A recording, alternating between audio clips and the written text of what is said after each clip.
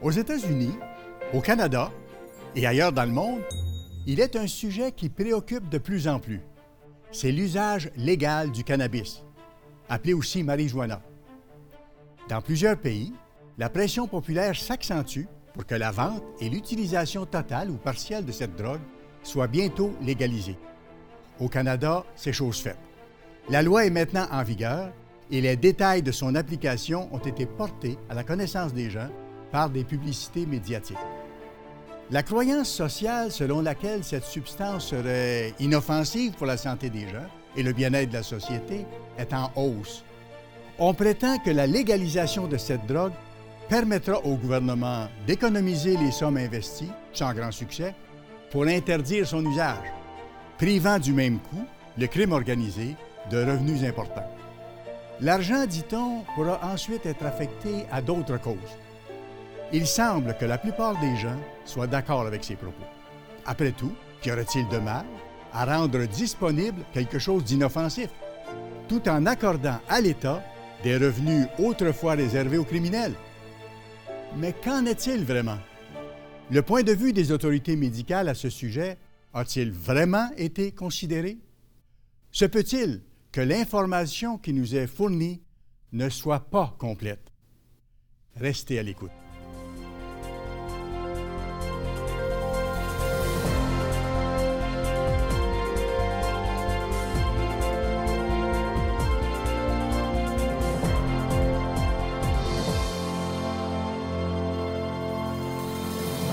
Salut à vous!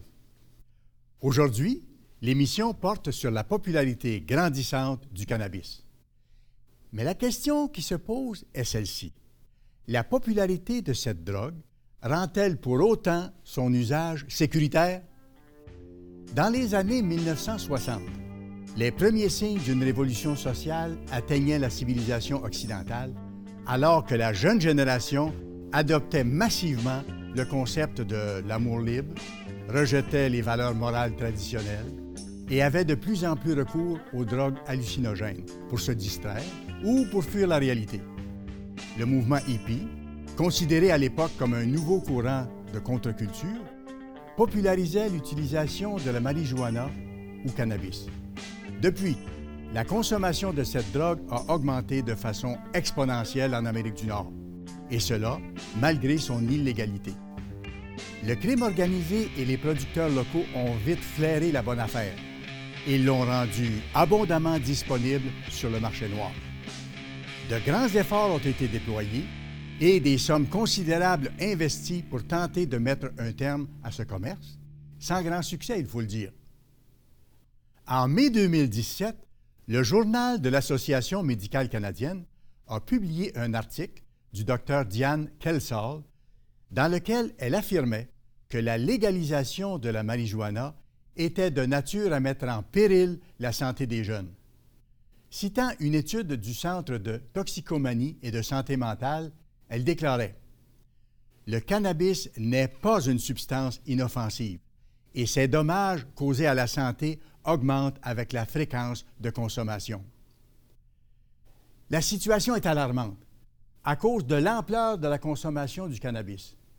Le jour même de sa légalisation au Canada, on a vu les gens se ruer en foule et faire la queue pendant de longues heures pour s'en procurer. Dès le lendemain, certains points de vente étaient déjà en rupture de stock. Cela n'est pas étonnant, car le Centre canadien sur les dépendances et l'usage de substances rapporte le nombre de jeunes et de jeunes adultes qui ont pris de la marijuana en 2013 était plus de 2,5 fois plus élevé que celui des 25 ans et plus, selon l'enquête canadienne sur le tabac, l'alcool et les drogues de Statistique Canada. Depuis longtemps déjà, l'organisation Partenariat pour un Canada sans drogue présente des études scientifiques réputées et soumises à un examen collégial, montrant les dangers et les coûts économiques et sociaux liés à la consommation du cannabis. Quoique la consommation de cannabis à des fins récréatives soit légale au Canada, les médecins continuent d'attirer l'attention des gens sur les dangers potentiels d'une telle habitude. Ces craintes sont-elles fondées? Plusieurs penseront sans doute que puisque cette drogue est légale, elle doit être tout à fait inoffensive. Il faut toutefois y regarder de plus près. Le 15 octobre 2018, la presse canadienne publiait un article de Caroline Saint-Pierre intitulé « Cannabis au volant, dangereux longtemps après la consommation ». En voici un extrait. Une étude de l'Université McGill et de l'Institut de recherche du Centre universitaire de santé McGill, financée par l'Association canadienne des automobilistes, révèle qu'un conducteur est plus à risque d'être impliqué dans un accident de la route, même 5 heures après avoir consommé du cannabis. La conduite automobile n'est qu'un secteur de l'activité humaine où les risques liés à la consommation de cannabis inquiètent. Le monde du travail et le secteur de l'industrie s'en inquiètent également. J'aimerais maintenant que nous examinions ensemble certaines des craintes soulevées par les autorités responsables de la santé publique qui, rappelons-le, émettent des doutes quant à l'utilité de la consommation de cette drogue. Nous verrons donc 5 éléments de risque contre lesquels ils nous mettent en garde. Premier élément de risque, dépendance. Sur son site Internet, le ministère de la Santé et des Services sociaux du Québec informe la population des effets du cannabis. Au sujet du risque de développer une dépendance, il est écrit « Le risque de développer une dépendance au cannabis est estimé à 9 % chez tous les utilisateurs, 17 % chez les consommateurs initiés pendant l'adolescence, 25 % à 50 % chez les usagers quotidiens. » Les organisations canadiennes médicales et psychiatriques s'inquiètent particulièrement au sujet de consommateurs de moins de 25 ans, dont le cerveau est encore en cours de développement. Christina Grant, professeure de pédiatrie à l'Université McMaster à Hamilton, affirme dans un article publié le 9 octobre 2018 par le Globe and Mail « Nous savons qu'un adolescent sur 7 qui commence à consommer du cannabis développera un trouble lié à cette drogue. Le trouble se manifeste par des dysfonctionnements dans la vie quotidienne du consommateur, diminuant son engagement à l'école ou au travail et causant des conflits dans sa famille. La dépendance risque donc de faire partie de l'héritage empoisonné laissé par la marijuana. Deuxième élément de risque, perte de motivation. Plusieurs mises en garde sont lancées au sujet de la perte de motivation causée par la consommation du cannabis. L'une d'entre elles, émise sur le site Internet de la compagnie d'assurance AXA, mentionne « La prise régulière de cannabis entraîne des difficultés de concentration et des troubles de la mémoire à court terme, tant que le THC est présent dans l'organisme. Cela peut engendrer des difficultés scolaires ou professionnelles. De plus, cette substance tend à provoquer une démotivation.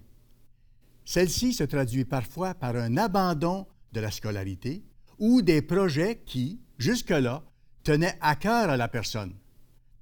Le cannabis ne cause pas uniquement du tort aux consommateurs de ce produit, mais il a aussi un impact sur l'ensemble de la société. Chaque société a besoin d'une population éduquée et motivée pour être productive. Les gens doivent être capables d'analyser, de prendre des décisions et de travailler au maximum de leur capacité intellectuelle. Notre mission au monde de demain est de vous informer et de mettre gratuitement à votre disposition des éléments de compréhension qui vous aideront à prendre de bonnes décisions. La brochure que nous vous offrons au cours de l'émission a pour titre « Cannabis, ce qu'on vous cache ». Elle renferme une grande quantité d'informations pertinentes. N'hésitez pas à nous la demander. Pour en apprendre davantage sur le thème traité au cours de cette émission, commandez, sans aucune obligation de votre part, notre brochure gratuite « Cannabis, ce qu'on vous cache ». Celle-ci contient des informations importantes concernant les risques liés à cette drogue. Composez le numéro de téléphone apparaissant à l'écran. Vous pouvez aussi télécharger cette brochure à partir de notre site Internet. Cannabis, ce qu'on vous cache, Appelez dès maintenant. En plus des risques de dépendance et de perte de motivation, la marijuana pourrait causer des problèmes cérébraux. Le troisième élément de risque lié à la consommation de cannabis est donc le suivant: déficience cérébrale et problèmes de santé mentale. Dr. Grant, que nous avons cité dans la première partie de l'émission, mentionne aussi qu'une forte consommation de cannabis peut mener au développement d'une psychose, surtout chez ceux qui ont des antécédents familiaux marqués par la maladie mentale. Mme Grant insiste sur le fait que les adolescents fumant fréquemment du cannabis souffrent de dommages à long terme dans leur cerveau en formation, avec des problèmes de diminution de la mémoire, de la capacité d'attention et des aptitudes à prendre des décisions importantes. Chose intéressante, le gouvernement canadien, qui a pourtant légalisé cette drogue, continue d'émettre de sérieux avertissements contre les risques médicaux prouvés en ce qui a trait à la consommation du cannabis. Sur le site Internet de Santé Canada, à la rubrique « Le cannabis au Canada, renseignez-vous sur les faits », on peut lire « Vous ne devriez pas consommer de cannabis si vous avez une prédisposition à la psychose ou à la consommation problématique de substances ou des antécédents familiaux de ce type de troubles. » La connaissance des faits a une grande importance quand nous avons à prendre des décisions qui peuvent changer le reste de notre existence. Le Créateur de l'humanité n'a pas laissé les humains sans instruction quant au but de la vie précieuse qu'il nous a accordée et sur la manière d'en prendre soin. Dans Osée 4, verset 6, Dieu a annoncé par la bouche de son prophète ce qui devait arriver au temps de la fin où nous sommes. Mon peuple est détruit parce qu'il lui manque la connaissance. Cela donne à réfléchir. Poursuivons notre investigation en ce qui concerne les risques liés à la consommation de cannabis et considérons cet autre avertissement lancé par Santé Canada à l'effet que les bébés à naître sont menacés. Quatrième élément de risque: dommages causés aux fœtus et aux nourrissons.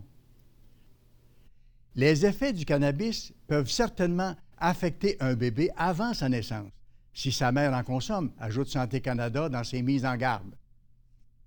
Tout comme pour le tabac et l'alcool, la consommation de cannabis d'une femme enceinte ou d'une nouvelle maman peut affecter le fœtus ou le nouveau-né.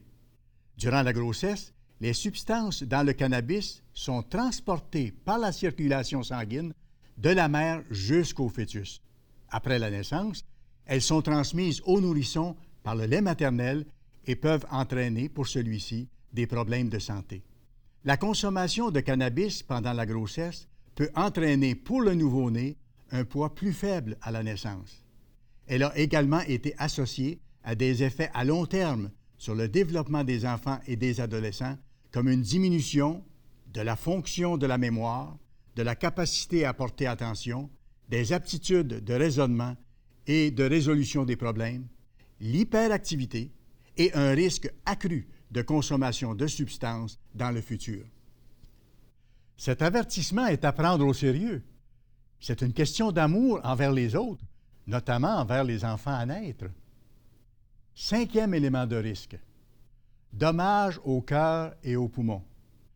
En ce qui concerne les effets de cette drogue sur le système respiratoire, le gouvernement du Québec, cette fois, émet sur son site Internet la mise en garde suivante. La consommation de cannabis peut avoir des conséquences sur le système respiratoire. Un joint de cannabis contient jusqu'à 50% plus de goudron qu'une cigarette de marque populaire. Les gens qui fument du cannabis en respirent habituellement la fumée profondément. Fumer un joint de cannabis peut donc être aussi nocif que fumer de 4 à 10 cigarettes. La consommation de cannabis augmente aussi les risques de crise d'emphysème ou d'asthme chez les personnes atteintes de ces maladies. Le gouvernement québécois précise aussi que le cœur n'est pas non plus exempt des ravages causés par le cannabis. À la rubrique « Risques pour la santé physique », il mentionne La consommation de cannabis peut amplifier certains problèmes de santé existants, comme certaines maladies chroniques. La consommation de cannabis augmente la fréquence cardiaque et peut en altérer le rythme. Elle favorise aussi la haute pression artérielle.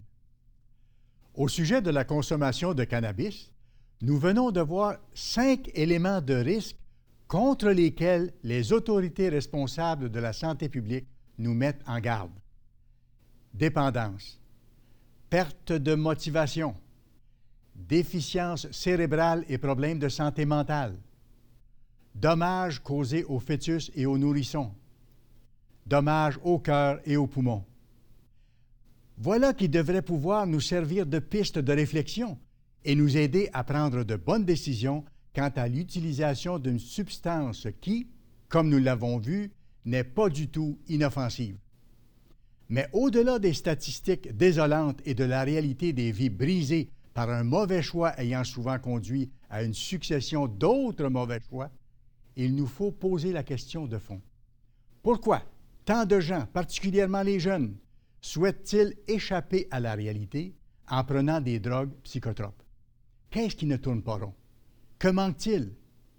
Lorsque notre vie quotidienne n'est pas satisfaisante, lorsque nous n'aimons pas notre travail ou nos relations avec la famille et les amis, et que nous recherchons un plaisir temporaire en nous droguant avec des substances qui causent toutes sortes de dégâts, il est peut-être temps d'examiner notre vie de plus près.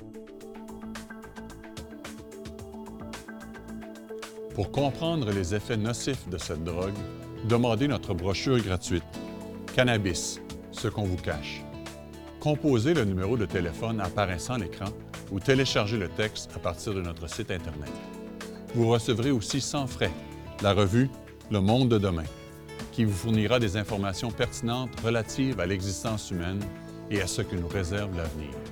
Appelez dès maintenant.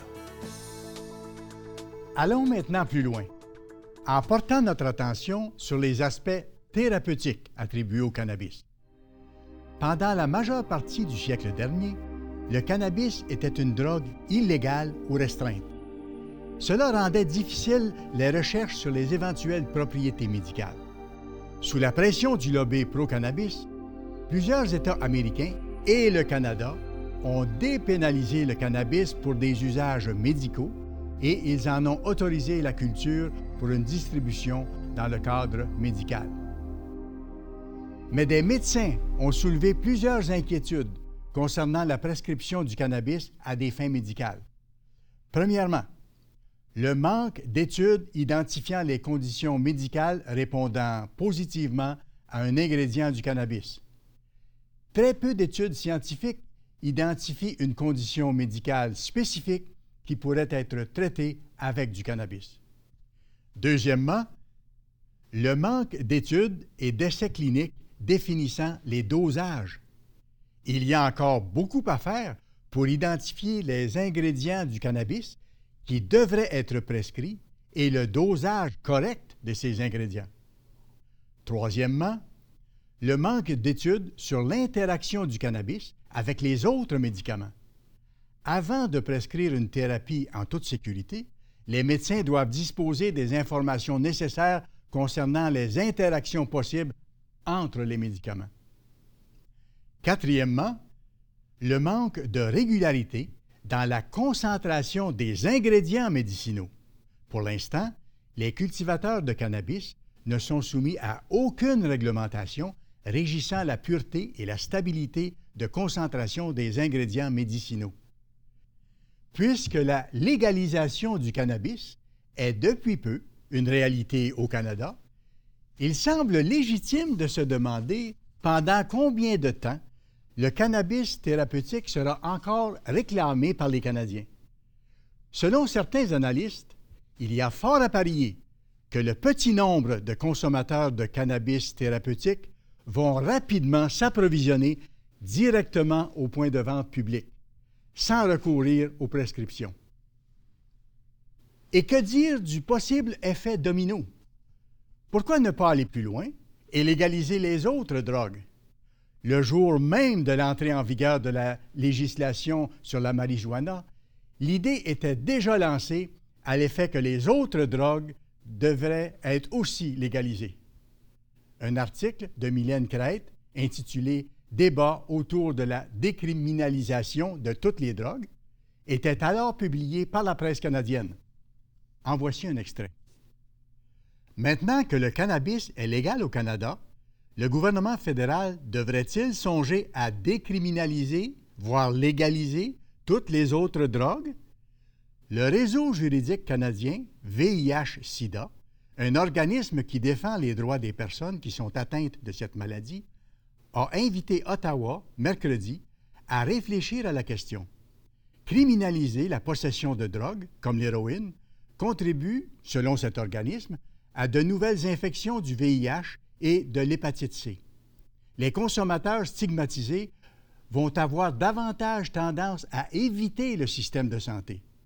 Selon toute probabilité, ceux qui recherchent présentement l'euphorie que procure la marijuana auront plus tard recours à des drogues plus dures pour augmenter cette euphorie. J'aimerais maintenant citer M. Stuart Wachowicz, qui est l'auteur de notre brochure intitulée « Cannabis, ce qu'on vous cache ».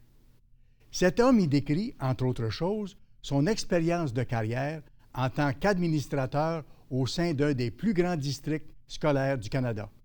Il écrit « Un des aspects de cet emploi était de présider les auditions pour les expulsions des étudiants d'une école ou d'un district.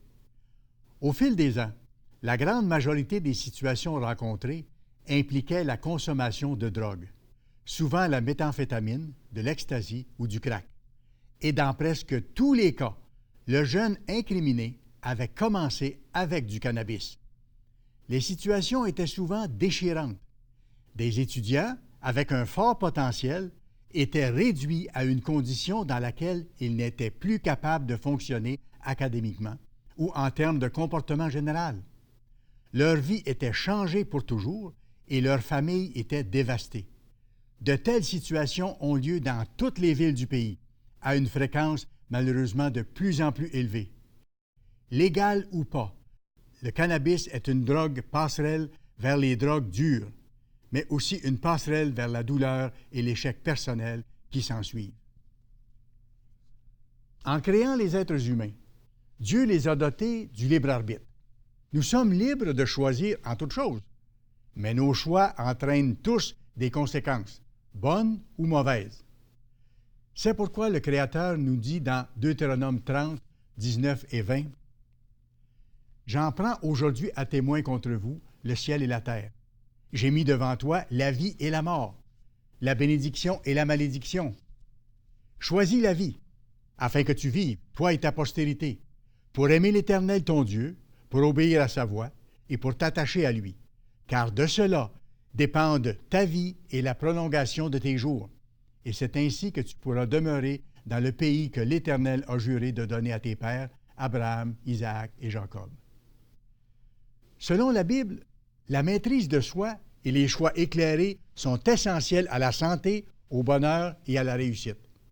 Proverbe 4, versets 26 et 27 déclare « Considère le chemin par où tu passes, et que toutes tes voies soient bien réglées.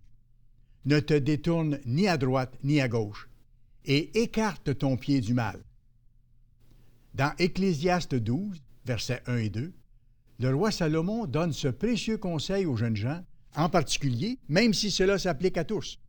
« Jeune homme, réjouis-toi dans ta jeunesse. Livre ton cœur à la joie pendant les jours de ta jeunesse. Marche dans les voies de ton cœur et selon les regards de tes yeux. Mais sache que pour tout cela, Dieu t'appellera en jugement.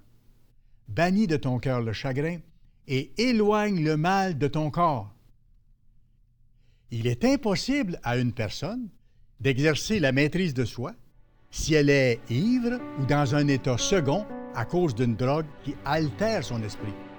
Celui qui est dans un tel état risque fortement de commettre des actions ou de prononcer des paroles qu'il pourrait regretter toute sa vie.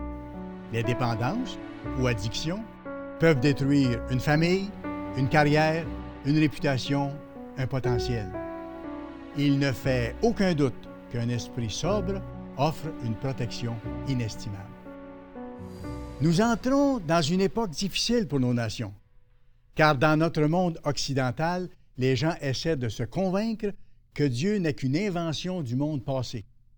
Pourtant, la loi des probabilités démontre bien que ce monde ne peut pas avoir commencé par hasard sans l'existence d'un Créateur. Et ce Créateur n'est pas insensible au point de laisser sa création sans instruction. Sa parole, le manuel d'instruction préservé par Dieu à notre intention, c'est la Bible, qui révèle la raison de notre existence, le but de la vie humaine. La connaissance que ce livre renferme nous donne un espoir véritable et nous enlève le désir de fuir la réalité en consommant des drogues hallucinogènes. Cette connaissance nous permettra aussi d'affronter les bouleversements que notre société connaîtra bientôt. Dans Luc 21, versets 34 à 36, on peut lire les paroles du Christ à ce sujet. « Prenez garde à vous-même, de crainte que vos cœurs ne s'apesantissent par les excès du manger et du boire, et par les soucis de la vie, et que ce jour ne vienne sur vous à l'improviste, car il viendra comme un filet sur tous ceux qui habitent la surface de la terre. Veuillez donc et priez en tout temps, afin que vous ayez la force d'échapper à toutes ces choses qui arriveront et de paraître debout devant le Fils de l'homme. » Ne laissons pas notre esprit s'embrouiller, au risque d'être privés de la connaissance de l'avenir formidable pour lequel nous avons été créés. Notre Dieu a de grands projets de bonheur en ce qui nous concerne. Toute notre littérature est gratuitement mise à votre disposition pour vous permettre de découvrir ce qu'il en est. Joignez-vous à nous, chaque semaine, à l'émission Le Monde de demain. Nous continuerons de partager avec vous les enseignements de Jésus-Christ et la signification des prophéties des temps de la fin. Nous vous invitons à être des nôtres pour découvrir la perspective divine concernant les événements qui marquent l'actualité, les vérités bibliques et la vie chrétienne. Sur ce, je vous dis à la semaine prochaine. Même heure, même station. Visitez notre site Internet pour lire ou commander la brochure intitulée « Cannabis, ce qu'on vous cache ». Cette publication gratuite vous permettra de comprendre les effets et les dangers de cette drogue pour vous et pour la société. Composez le numéro de téléphone apparaissant à l'écran ou téléchargez le texte à partir de notre site Internet. Notre site vous offre des articles révélant les principes divins qui mènent à une vie abondante et heureuse, en plus de fournir une perspective unique sur les événements mondiaux, actuels et futurs. Vous recevrez aussi sans frais la revue Le Monde de demain, qui contient des informations pertinentes relatives à l'existence humaine et à ce que nous réserve l'avenir. Notre cours de Bible, en 24 leçons, explorant des thèmes importants pour votre futur, est aussi disponible. Appelez dès maintenant.